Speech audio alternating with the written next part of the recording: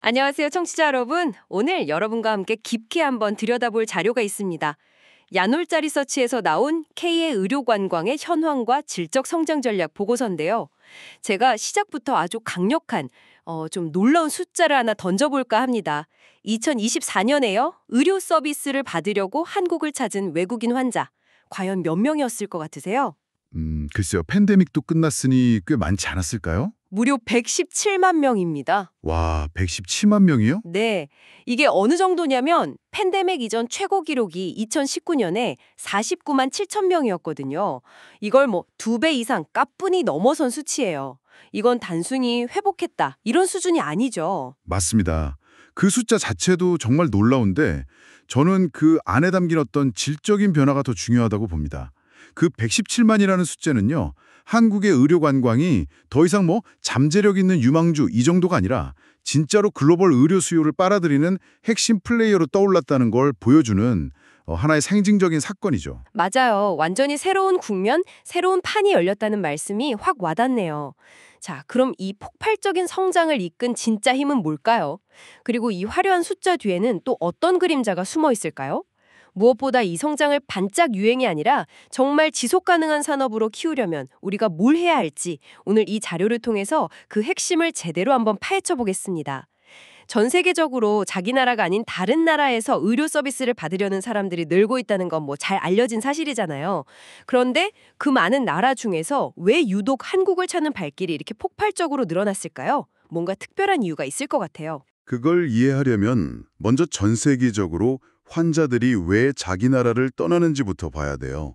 소위 말하는 푸시 팩터, 그러니까 밀어내는 요인부터요. 가장 근본적인 건 인구 구조의 변화예요. WHO 전망을 보면 2050년에는 전 세계 인구의 22%, 그러니까 거의 4분의 1이 60세 이상이 될 거라고 하거든요. 고령화와 만성질환이 늘어나니까 의료 서비스 수요 자체가 구조적으로 커질 수밖에 없는 거죠. 아, 그러니까 이건 뭐 일시적인 유행이 아니라 거스를 수 없는 거대한 흐름이다 이런 말씀이시군요. 근데 그건 전 세계적인 현상이잖아요. 사람들이 굳이 국경까지 넘게 만드는 좀 더 직접적인 요인이 있을 것 같은데요. 바로 그 지점인데요. 두 번째 요인이 우리가 흔히 최고라고 생각하는 선진국 의료 시스템의 한계입니다. 현실을 들여다보면 정말 깜짝 놀랄 정도예요. 예를 들어 미국은 GDP의 17.8%를 의료비로 써요. 이건 OECD 평균의 거의 2배입니다. 비용 부담이 어마어마하죠. 와. 영국은요, 공공의료 시스템인 NHS의 진료 대기자가 760만 명에 달하고요. 캐나다에서는 전문의를 한번 만나려면 평균 30주, 거의 7개월을 기다려야 합니다. 7개월이요. 아니, 몸이 아픈데 그렇게까지 기다려야 한다면 당연히 다른 대안을 찾겠네요. 그렇죠. 내 몸이 아픈데 기약 없이 기다리거나 아니면 엄청난 비용을 내야 한다면 당연히 밖으로 눈을 돌리게 되는 겁니다. 아, 비용과 시간, 이 아주 현실적인 압박이 환자들을 자국 밖으로 밀어내고 있는 거군요.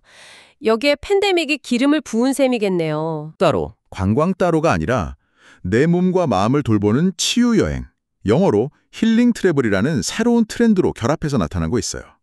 이 세 가지 거대한 흐름이 맞물리면서 글로벌 의료 관광 시장 자체가 지금 폭발적으로 크고 있는 겁니다. 그렇군요. 전 세계적으로 시장의 파이가 커지고 있다는 건 알겠습니다. 이제 진짜 궁금한 건 왜 그 파이를 한국이 이렇게 많이 가져오게 됐냐는 거예요.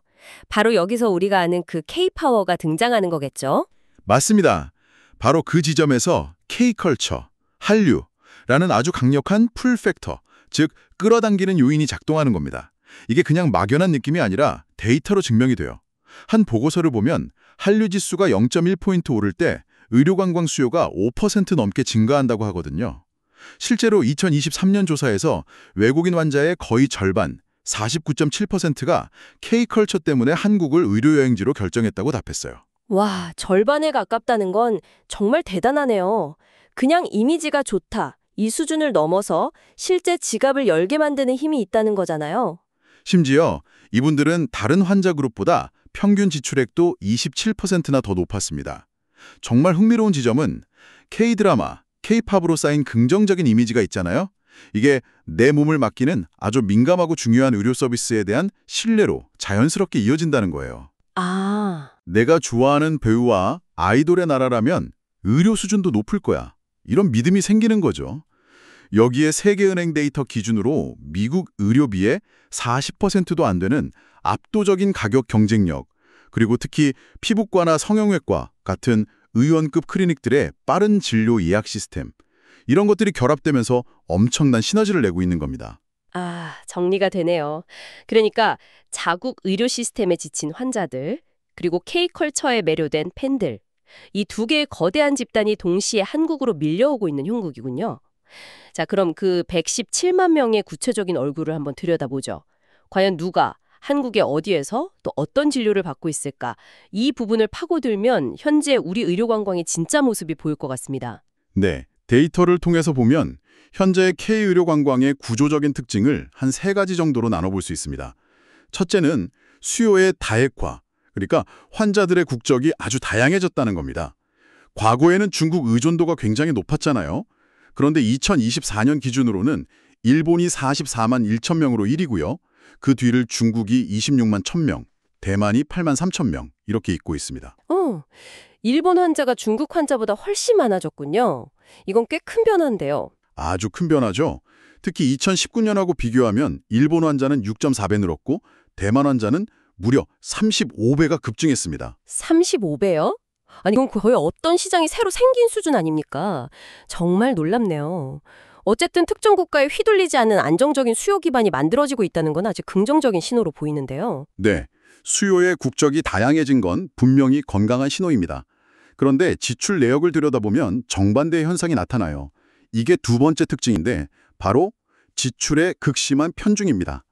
2024년 총 진료비가 1조 2,401억 원이었거든요. 네. 이 중에서 피부과와 성형외과, 단 이 두 진료과가 벌어들인 돈이 전체의 77.3%를 차지합니다. 잠깐만요. 77.3%요. 아니, 국적은 다양해졌는데 쓰는 돈은 거의 다 한두 곳에 몰려 있다는 거네요. 굉장히 뭐랄까 기형적인 구조인데요. 맞습니다. 특히 피부과는 2019년에 57억 원이던 진료비가 2024년에는 6,023억 원으로 무려 10배나 증가했어요. 성장의 거의 모든 과실이 피부과와 성형외과에 집중된 거죠. 그리고 마지막 세 번째 특징은 공간의 집중입니다.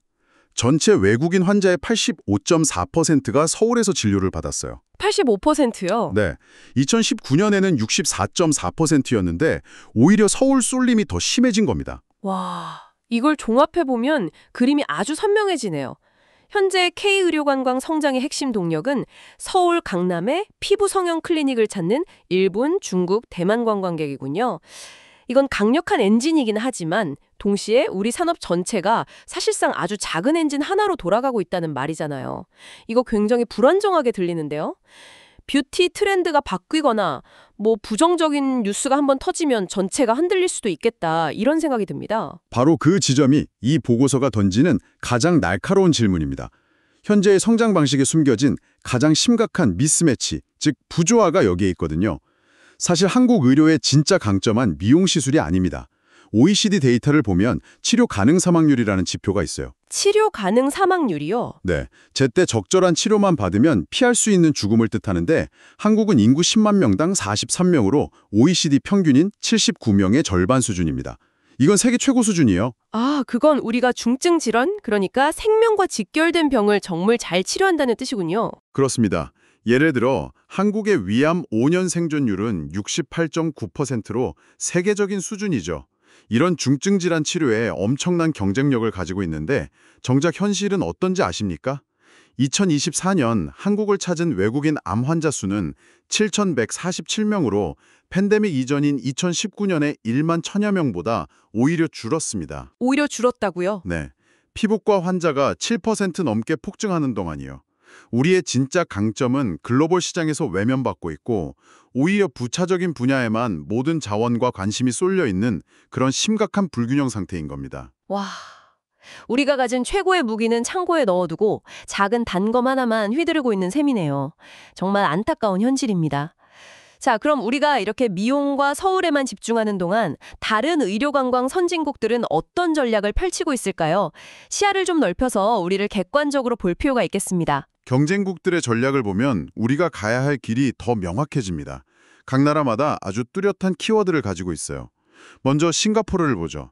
싱가포르의 키워드는 고신뢰 하이테크 허브입니다. 정부 주도 기구인 싱가포르 메디신을 중심으로 처음부터 고품질, 고가의 프리미엄 시장을 정밀하게 공략합니다. 아무나 받지 않고 비싸지만 최고의 서비스를 제공하겠다. 이런 전략이죠. 철저하게 선택과 집중을 하는 거군요. 양보다 질로 승부하겠다는 건데 모두가 이런 프리미엄 전략을 쓰는 건 아니겠죠. 좋은 질문입니다. 태국은 정반대의 길을 갑니다. 태국의 키워드는 가격, 환대, 그리고 웰니스 이 세 가지예요. 압도적인 가격 경쟁력을 기본으로 해서 푸켓 같은 세계적인 휴양지 인프라, 그리고 태국 특유의 친절한 서비스를 결합해서 말 그대로 물량 공세를 펼치죠. 싱가포르가 외과 수술용 메스 같다면 태국은 넓게 펼친 그물 같은 전략입니다. 정말 플레이북이 완전히 다르네요. 한쪽은 정밀 타격, 다른 쪽은 광역 공격. 혹시 더 좁은 시장, 특정 고객층만 노리는 나라도 있나요? 물론입니다. 말레이시아가 대표적인데요. 이들의 키워드는 할랄 의료 특화입니다. 정부 산하 유형회인 에미리츠TC를 통해서 전 세계 이슬람권이라는 거대하고 특수한 시장을 아주 정밀하게 공략하는 거죠. 아, 할랄 의료요? 네. 할랄 인증 식사는 기본이고 기도실 설치, 여성 환자를 위한 전용 진료 공간까지 제공하면서 무슬림 환자들이 마음 편히 치료받을 수 있는 모든 환경을 만들어주는 겁니다. 와, 그건 정말 영리하네요. 누구도 제대로 신경 쓰지 않던 거대한 틈새 시장을 완벽하게 장악한 거군요. 마지막으로 최근에 급부상하고 있다는 튀르키예는 어떤가요? 튀르키예는 대통령실 직속 거버넌스가 가장 큰 특징입니다. 유럽과 중동의 교차점이라는 지리적 이점을 최대한 활용하면서 모발이식 같은 특정 분야를 아예 세계 최고 수준으로 키워버렸어요. 국가가 직접 나서서 특정 분야를 챔피언으로 만드는 전략이죠. 들어보니까 이 나라들의 공통점이 명확하게 보이네요. 싱가포르든 태국이든 말레이시아든 모두 국가 차원의 아주 뚜렷한 전략이 있고 그걸 강력하게 밀어붙이는 하나의 컨트롤 타워가 있다는 점이군요. 우리는 어떤가요? 바로 그게 우리의 가장 큰 약점입니다.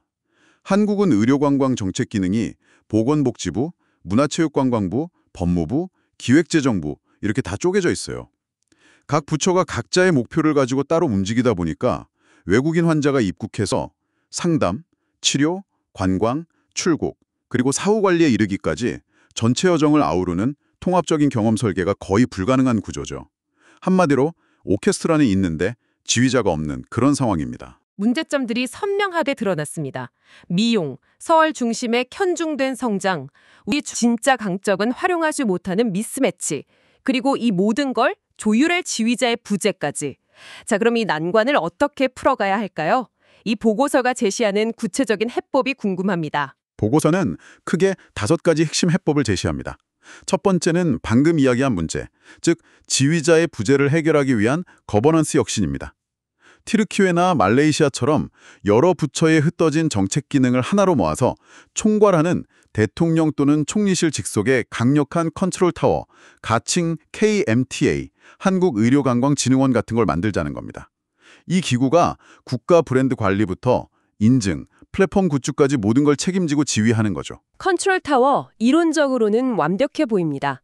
하지만 이런 정부 주도 기구가 자칫 관료주의에 빠져서 현장과 겉돌 수도 있잖아요. 이 KMTA가 만약 만들어진다면 당장 성과를 내기 위해 가장 먼저 해결해야 할 시급한 불은 뭘까요? 아주 현실적인 지적이신데요. 그래서 두 번째 제안이 바로 신뢰 회복입니다. 지금 시장에는 불법 수수료를 챙기는 무자격 브로커나 과장 광고 같은 문제들이 너무 많아요. 환자들 불만도 크고요. 현재는 누구나 신고만 하면 브로커 역할을 할 수 있는 느슨한 등록제인데 이걸 폐지하고 아주 엄격한 요건을 갖춘 소수의 우수업체만 참여하는 공식 인증제로 바꾸자는 겁니다. 그리고 모든 계약의 표준계약서 사용을 의무화해서 분쟁이 생겼을 때 투명하게 처리할 수 있는 절차를 만드는 거죠. 신뢰가 없으면 산업은 모래성일 뿐이니까요. 그건 환자가 한국에 오기 전과 와 있는 동안의 신뢰를 확보하는 방안이군요. 그런데 제가 환자라면 가장 불안한 순간은 시술이나 수술을 받고 본국으로 돌아갔을 때일 것 같아요. 뭔가 문제가 생긴 것 같은데 의사는 멀리 있고 물어볼 곳도 없으면 정말 막막할 것 같거든요. 정확합니다. 그게 환자들의 가장 큰 불만이고 우리 의료관광의 가장 취약한 골입니다. 그래서 세 번째 제안이 바로 경험 혁신, 특히 사후 관리 경험을 혁신하자는 겁니다.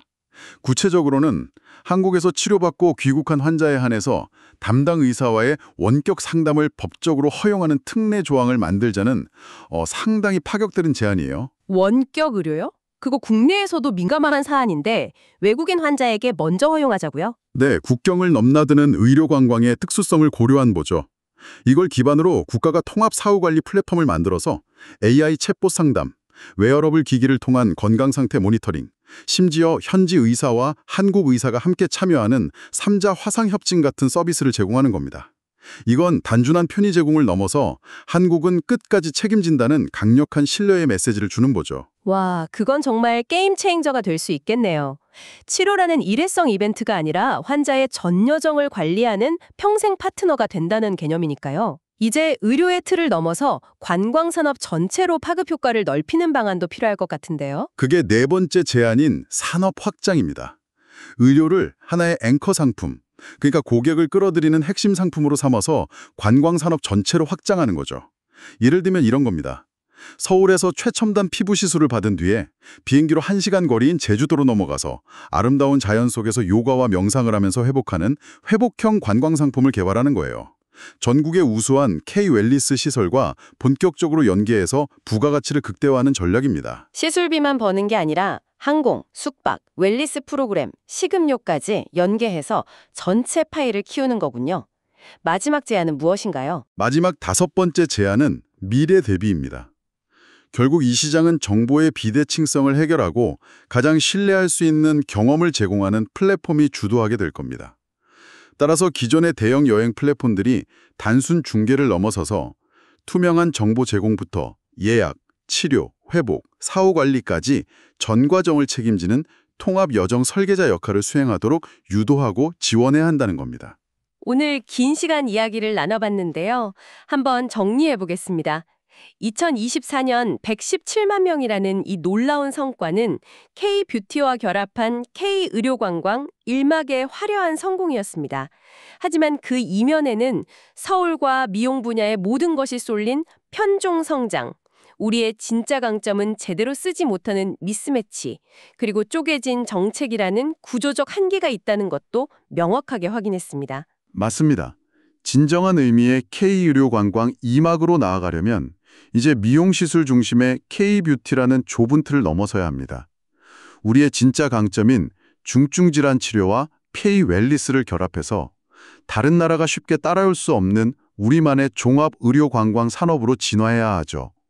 그러기 위해서는 오늘 이야기 나눈 것처럼 강력한 컨트롤 타워 아래에서 신뢰와 경험을 혁신하는 시스템을 만드는 일이 무엇보다 시급합니다. K컬처가 우리에게 선물한 이 골든타임은 영원하지 않을 겁니다. 마지막으로 청취자 여러분께 질문 하나를 던지며 마무리할까 합니다. 만약 여러분이 이 모든 상황을 결정할 수 있는 정책 결정자라면 이 소중한 기회를 활용해서 50년 후를 위한 어떤 첫 단추를 끼우시겠습니까?